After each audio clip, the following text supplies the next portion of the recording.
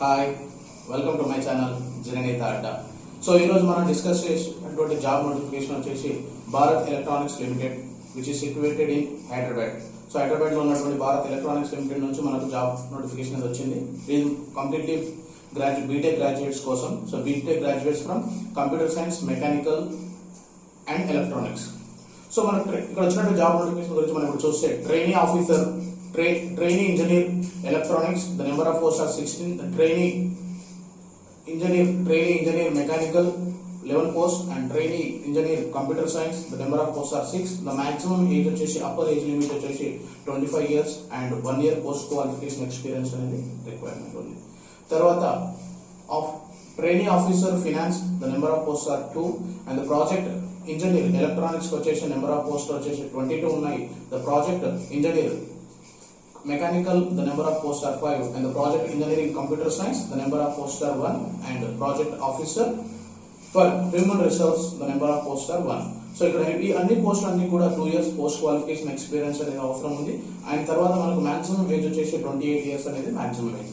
ఇప్పుడు మనం శాలరీ పరంగా చూసుకుంటే ట్రైనీ, ఇక్కడ ఉన్నటువంటి జాబ్ నోటిఫికేషన్ అంతా కూడా ఆన్ కాంట్రాక్ట్ బేస్ అండి. సో ట్రైనీ ఇంజనీర్కి వచ్చేసి సో ఇనిషియల్ గా 1 year అనేది మనకు కాంట్రాక్ట్ బేస్ లో తీసుకుంటాడు. మేబీ పోస్ట్ తర్వాత ఏమైనా requirement extend project requirement base చేసుకుని ఎక్స్టెండ్ చేసే పాసిబిలిటీ ఉంటే 2 years అనేది ఎక్స్టెండ్ చేసే పాసిబిలిటీ కూడా మనకు ఉంది. సో ఇక్కడ మనకు ఇచ్చేటువంటి శాలరీ పరంగా చూసుకుంటే ఫస్ట్ ఇయర్ లో వచ్చేసి 25,000 రూపీస్, సెకండ్ ఇయర్ లో 28,000 రూపీస్, అండ్ థర్డ్ ఇయర్ లో 31,000 రూపీస్ అనేది మనకు ఇక్కడ ఇస్తారని మనకు చెప్తున్నారు. సో ఇక్కడ ఓవరాల్ గా మనకు పర్ ఇయర్ కి వచ్చేసి 3,000 రూపీస్ అనేది ఇంక్రిమెంట్ అనేది వస్తుంది ఇక్కడ మనకి. అండ్ తర్వాత ప్రాజెక్ట్ ఇంజనీర్ చూసుకుంటే మనం ఇక్కడ ఇనిషియల్ గా 2 years అనేది కాంట్రాక్ట్ బేస్ లో తీసుకుంటాడు. అండ్ తర్వాత వచ్చేసి మనకి ప్రాజెక్ట్ రిక్వైర్మెంట్ ని బేస్ చేసుకుని మరి 2 years అనేది ఎక్స్టెండ్ చేసే పాసిబిలిటీ ఉంది. సో మనకి ఇనిషియల్ గా వచ్చేసి ఇక్కడ మనకు 35,000 రూపీస్ వస్తుంది ఫస్ట్ ఇయర్ లో, సెకండ్ ఇయర్ లో వచ్చేసి 40,000, అండ్ థర్డ్ ఇయర్ లో వచ్చేసి 45,000 రూపీస్, అండ్ ఫోర్త్ ఇయర్ లో వచ్చేసి 50,000 రూపీస్. అంటే పర్ ఇయర్ వచ్చేసి 5,000 రూపీస్ ఇంక్రిమెంట్ వచ్చే పాసిబిలిటీ అనేది మనకి ఇక్కడ ప్రాజెక్ట్ ఇంజనీరింగ్ నుంచి ఉన్నది. సో తర్వాత post qualification experiences and qualification చూస్తే BE BTech అనేది చేసి ఉండాలి. అండ్ BE BTech తర్వాత 1 year post qualification experience and 2 years post qualification experience ఉన్న వాళ్ళకి మాత్రమే జాబ్. సో ఇక్కడ మన ఫ్రెషర్స్ అనేది ఎలిజిబుల్ కాదు. తర్వాత అప్లికేషన్ ప్రొసీజర్ వచ్చేసి కూడా అంత హార్డ్ కాపీ ద్వారా ఉంటుంది, పోస్ట్ చేయాల్సి వస్తుంది. సో మనకు పోస్ట్ చేయాల్సినటువంటి అడ్రస్ తీసుకుంటే deputy general manager HR Bharat electronics limited, industrial I.E Nacharam Hyderabad 500076 Telangana state.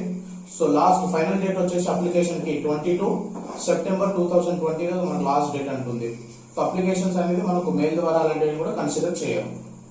So తర్వాత అప్లికేషన్ ఫీ చూసుకుంటే మనకు ట్రైనీ ఇంజనీర్ ఆఫీసర్ కి అండ్ ట్రైనీ ఇంజనీర్ కి వచ్చేసి 200 రూపీస్ అనేది మనకు అప్లికేషన్ ఫీ ఉంటుంది.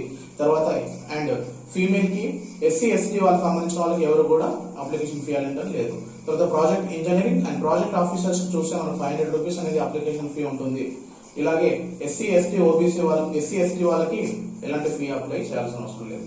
సో సెలక్షన్ ప్రొసీజర్ వచ్చేసి అంతా కూడా మెరిట్ బేస్డ్ సెలక్షన్ ప్రొసీజర్ అండి ఇది.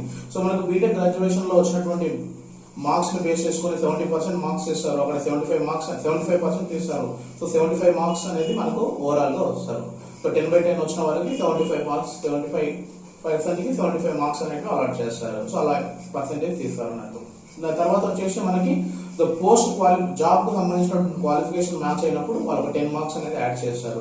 అండ్ తర్వాత ఒక ఇంటర్వ్యూ ఉంటుంది, ఆ ఇంటర్వ్యూలో మీకు 15 మార్క్స్ యాడ్ చేస్తారు. ఓవరాల్ గా వచ్చే 100 మార్క్స్ లో పర్సెంటేజ్ 100 మార్క్స్ లో వచ్చిన మంచి మార్క్స్ వచ్చిన వాళ్ళని సెలెక్షన్ లోకి తీసుకుంటారు. మనకి ఇక్కడ అప్లికేషన్ ఫామ్ కూడా ఇచ్చాడు. అప్లికేషన్ ఫామ్ వచ్చేసి నేను డిస్క్రిప్షన్ బాక్స్ లో పెడతాను. ఆ డిస్క్రిప్షన్ బాక్స్ లో ఉన్న అప్లికేషన్ తీసుకొని మీరు అప్లికేషన్ ఫామ్ ఫిల్అప్ చేసి నేను ఇచ్చినటువంటి అడ్రస్ మీరు సెండ్ చేయండి. అప్లికేషన్ ఫామ్ లో వచ్చేసి నేను చూసి చెప్తాను. ఇక్కడ మీ యొక్క నేమ్ ఉండాలి, మీ father name, date of birth, gender, your nationality, Aadhaar card number, your present and permanent address, your valid email ID, your qualifications, your experiences, and ఇంతవరకు మీరు ఎవరైనా మీ రిలేటివ్స్ ఎవరైనా BEలో వర్క్ చేస్తుంటే వాళ్ళకి ఇన్ఫర్మేషన్, అండ్ మీరు అప్లికేషన్ చేసినటువంటి ఆన్లైన్ చలాన్ ద్వారా మీరు అమౌంట్ అనేది ఫీజ్ పే చేయాల్సి వస్తుంది.